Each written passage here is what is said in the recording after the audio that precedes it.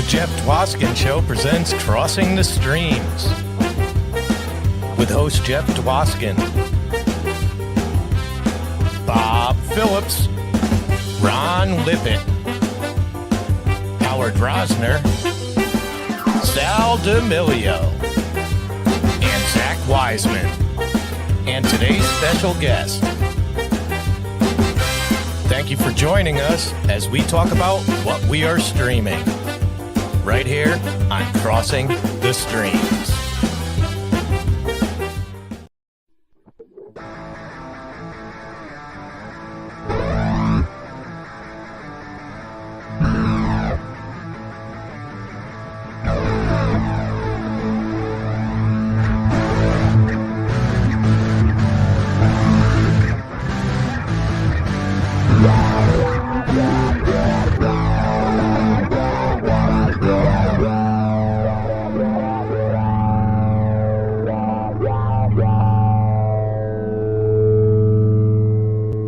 Hello, everybody. Welcome to another conversation. It's Jason here. I am joined today by Tom Parnell and Bill Oberst Jr. How are you guys doing today? Doing well. Thanks for having me. Thanks. Are we the three geeks, or are there two other geeks that are missing? There's there's actually like 6 of us that do the weekly podcast together. I'm just the only one available during the day, so you guys get me. Then how did the name, if there's 6 of you, how did the three geeks come about? It was me, my best friend of 30 years, and my cousin. We started the podcast together. And then, I like meeting people and talking to people. So we just slowly brought more and more people involved. Well, now it's the 8 geeks because me and Bill are 2 as well. Right. So tell me about you guys. How did you guys get into acting and filmmaking and all that fun stuff? Bill, you want to go first? Well, yeah. I mean, I started acting so people wouldn't beat the crap out of me. Absolutely true. I mean, I was the fat kid, the smart kid, the ugly kid, the sissy kid, the kid who liked Sunday school, all those things in a very small rural southern town. And so I literally did get the crap beat out of me all the time. And I learned that the only way to defend myself, because back then we didn't have access to AR-15s and the stuff horrible things that people do now. So your options were to either disappear or learn to entertain people. So I started being a little performing monkey, and I learned, if you entertain people, they will not hit you. This is useful. So my entire career has been a plea to say, please don't hit me. My strategy was to get bigger friends. So I just made friends with 2 bigger guys that always stood behind me, so then nobody could pick on me anymore. And I do the podcast with one of them, so it worked out. That's good. Well, I can't. The same thing, Jason. I had in middle school, there was a kid there that just had unbelievable fighting skills. It was dumb as a rock. So I helped him with his homework, and he kept me safe. So I did the same thing through high school. I just had a bunch of big buddies. But I'm a lawyer by trade, and I've been practicing law for 37 years. God, that sounds like a long time. And I never was much of a writer. I read poetry and some things, but I never wrote a screenplay. Tried to write a book once, but when I realized I didn't even have the patience to read a book, I thought that's out. So I didn't continue that endeavor. But I met Mark Savage, my business partner and the director of the film, through a college friend. And I had written something was 50 short stories at the encouragement of some people here that knew me and did my TV commercials, because I've been on TV for years doing commercials for my law firm. And I wrote that, and they thought it was good, and encouraged me to start writing. And so I'd never seen a script. And when I saw my first one, I thought, man, this is just talking. I can do this. And so I started writing. I met Mark and flew out to be in one of his movies he was filming. And we hit it off real well. And we came up with the first script idea while I was at his condo there in LA. And that was in 2013. And that's when I first got started. Now, let me get this straight. I say this to everybody. I'm keeping my day job, okay? So this is like an expensive hobby that I absolutely love, but I'm not going to quit being a lawyer. So, Bill, I see that you're in quite a few horror movies. Is horror one of your favorite genres, or is it just something that you've happened to be lucky enough to do? I've always loved horror ever since I was a kid. I've always identified with the monster. And I did stage for 16 years before I ever did any film or TV, and didn't do anything scary at all there. I did historical roles, Shakespeare, plays with people like Mark Twain, John F. Kennedy, Jesus of Nazareth, things like that. Kind of a classically trained actor profile. And then when I started doing film and TV, immediately I started getting cast for Malevolence. And it's puzzled me for a while, but then I learned that there are scientific reasons that people find certain faces trustworthy or untrustworthy. Mm-hmm. And my face has many of the markers of faces that you should not trust. I have many of the genetic markers that make the reptilian core of your brain say, wait, beware. So I have the face for horror in addition to loving it. So I've enjoyed it. And Mark and Tom have allowed me twice now to play people who are not strictly malevolent. They're sort of anti-heroes. My character in Painkiller has lost his child to opioid overdose. And he's in great pain, and he lashes out, and he does things that in some cases are not morally defensible, but he's in great pain. And so it's both at the same time. And I really like that sort of a nuanced character, a person who's doing things we may judge to be bad, but who's doing it out of an incredible wound. I really like the wounded monster. Okay. Tom, I got a question. So when you're in a movie, because you're in it as well as writing it, what is that like to see somebody else directing your work? Like, how do you feel like you need to be in control of that? Or are you okay with letting the director do what the director needs to do for the written? Well, that's a good question. I mean, I've been on several different sets, not just our movies, but when Mark is directing, we have kind of a style, a routine. I mean, there can only be one director. And on sets that I haven't written the script, I'm a little more, standoffish, I let them do their thing and I don't interfere. If I come up with something, like I was just doing a film here in Tampa called Soulmates, and I saw a couple of things I thought maybe, so I got the director aside when nobody else was around and kind of shared my thoughts with him. Some he took, some he didn't. With Mark, we share after every scene, just about. And so it's a whole lot different with him. He's very open to that. He knows that I'm a continuity Nazi, and so he's always ready to listen to that. Bill will tell you, I don't let too much get by. But also is that when I do a lot of rewriting while the movie's being filmed. I mean, Bill's so easy to work with. I mean, we'll talk during many scenes, before many scenes. Maybe something just doesn't feel right to me, or I'll run a line by him and see if he feels okay about it. What would you, is there anything you'd feel more comfortable saying?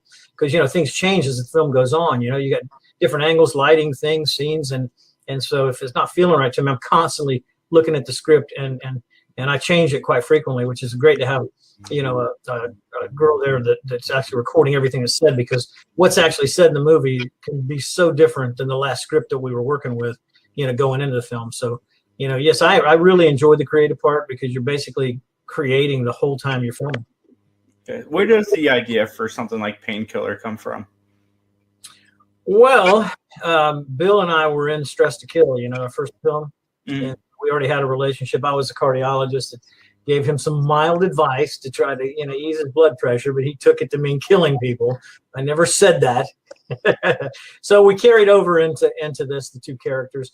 But the backstory, and I don't know, Jason, if you know it, but I lost my 22-year-old son to an opioid overdose back in 2017. And my grief counselor and some other people immediately, like you'll hear when they lose a child or, spouse, whatever, or sibling, that, what are you going to do to preserve a legacy for them or create a legacy? And I had no idea. The last thing I wanted to do, I can tell you, with the pain I was going through, that I didn't want to start another organization or agency dealing with, drug overdose. There's so many of them. And so I just didn't want to do it. I refused to do it. So I didn't think about doing anything else.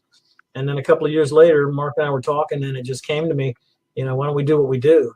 Let's, it's not my story. It's not my son Jordan's story, but it's a story of loss and of an opioid overdose and a father's pain that came from my heart. And so that's what I told Bill before I pulled out every painful thought that I had during those early days. And then later on, of what I thought about myself, questioning what happened, blaming myself sometimes, and just wanting to get even at this evil industry.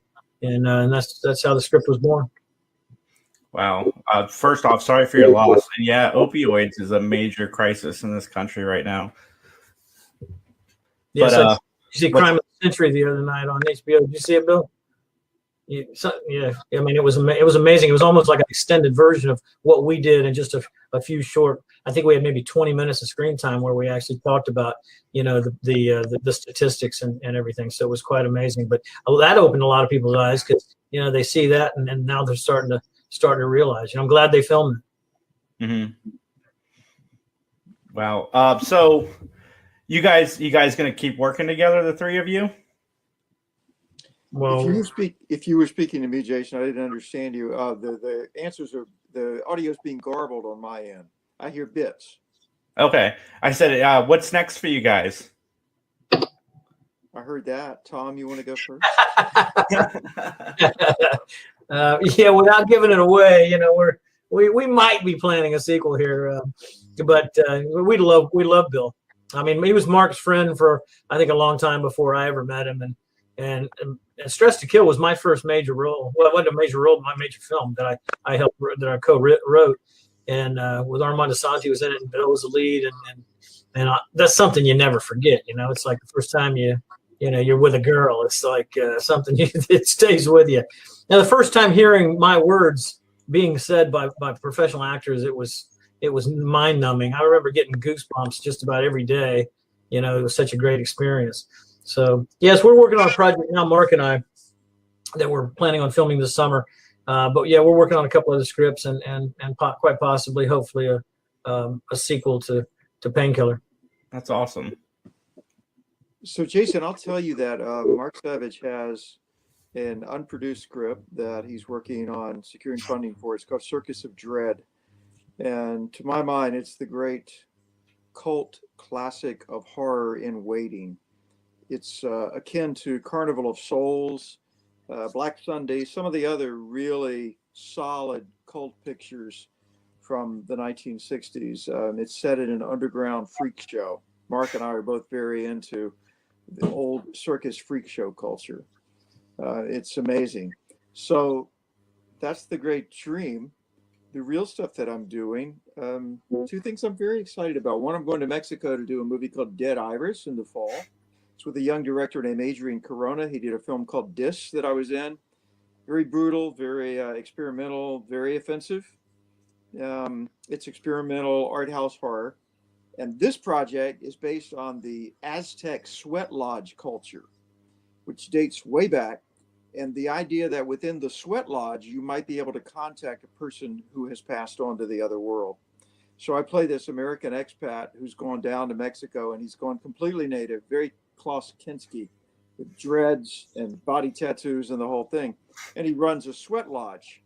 And this kid comes down from America and wants to contact his girlfriend who has died. And my character says, yeah, I can do that. And they go through the sweat lodge ritual, and he does contact her, but it's not good. It doesn't turn out well. He shouldn't have done it. So I'm excited about that. And then just yesterday, I had a call from the World Science Fiction Convention. It's in a different country each year. This year, it's in America. It's in Washington, D.C. in December. And they've asked me to perform my Ray Bradbury piece there and to be one of their guests. And I'm really, really excited about that. It's called WorldCon. DisCon 3 is the name of it, and it'll be in Washington in December. So I'm thankful for both of those things. That's fantastic. Something I always ask my guests is, what are a couple of movies you guys liked growing up? Go ahead, Bill.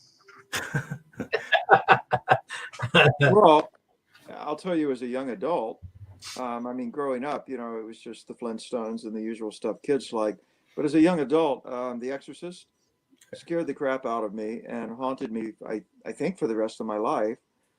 Because it was a battle between good and evil, and they were both evenly matched. And at the end, you don't know which one won. I love the ambiguity. And then Amadeus was another film which strongly affected me, and I think will until I die. I am similarly haunted by Salieri, who wants so badly to be a genius, and he's not. He's competent, but he's not a genius. And I can identify with that in some ways. People like his work, but he's not Mozart, and he never will be. And the desire to be something more than God has given him drives him mad. And that scene of him in the madhouse rolling through saying, mediocrities of the world, I am your patron saint, I absolve you. It's beautiful, it's haunting, and it's so sad because he's thrown away the life that he has because he doesn't have a life that he envies. So both of those films deeply affected me as a young man, and they still do. Well, with me, I grew up with Perry Mason, and I did a little criminal law when I first got out of law school, and I kept waiting for the person in the back to stand up and admit guilt, and it just never friggin' happened. So I realized I don't want to do this anymore. So, a film that I really loved was with Paul Newman called The Verdict. And I think it helped, maybe possibly steer my career path because I thought it was just so much depth, and the characters and their personalities, as well as, of course, the ending. But I've been waiting my whole career for the jury to come back and want to give me more money than I asked for. And again, that hasn't happened either. So, but that movie deeply affected me. I think later, I'm a big Daniel Day-Lewis fan, and There Will Be Blood has, been one of the best movies of all time, but certainly one that I found to be amazing. The development of that character and the depth of his soul and the personality and his real path to insanity, just fascinates me. So movies like that, but I think those two stand out. Those are great movies. Those are deep movies too. Like probably the deepest I've had. And I just watched The Verdict recently, and I thought it was fantastic. And The Exorcist is fantastic as well. I haven't seen the other ones on your guys' list, but I plan to. And The Exorcist. Actually, Exorcist 3 I thought was pretty good too, but definitely not as good as the original. Exorcist 2 is a comedy, in my opinion. But terrible attempt, yes. Yes. They say Pazuzu way too much. It makes it funny. But can you guys tell everybody where they can find you online and they can find the movie Painkiller? Yeah, sure. It's on Amazon transactional at first for 90 days, but they can find it on Vudu. It's on iTunes. It's on DirecTV, the Dish. It's also on demand on most cable systems. I know it is on the ones here in Tampa under Action and Adventure, and it's for sale. The DVD's for sale in probably every Walmart in the country. So I've gotten calls from a bunch of different states saying, wanting to talk about it. They've seen it in Walmart. So we're kind of happy about that. But, they should be able to find it just about everywhere. Vudu as well. That's yes, perfect. Google Painkiller. It's one word. It's Painkiller. Opioids, if you want to put opioids with it. It'll come up immediately. And as Tom said, it's available everywhere. And I really wish people would watch it, even if you think, oh, I've heard about opioids and I know about opioids. Watch the film and hear what my character says about what has really gone on with the opioid epidemic. And I think even someone who's heard about it casually on the news will be surprised and offended and a little angry. Not as angry as my character, but angry that this happened in America. Yeah, the whole thing is crazy. Do you guys have any social media? I'm everywhere as Bill Oberst Jr. I'm even on TikTok, although the kids don't seem to like my stuff very much, but I'm there. What about you, Tom? Yeah, well, Tom Parnell, they can find all my stuff with just putting up my name. After you get through the poets from Ireland in the 1700s, there I appear, Thomas Parnell. But yes, but anyway, they can Google Painkiller and all the stuff will come up for them. Awesome. Thank you guys so much for joining me, Tom, Bill. It's been a blast. And everybody listening, please hit that like, check out the movie Painkiller, and I'll see you guys next time. All right. Thanks, Jason. Yeah, no problem, guys.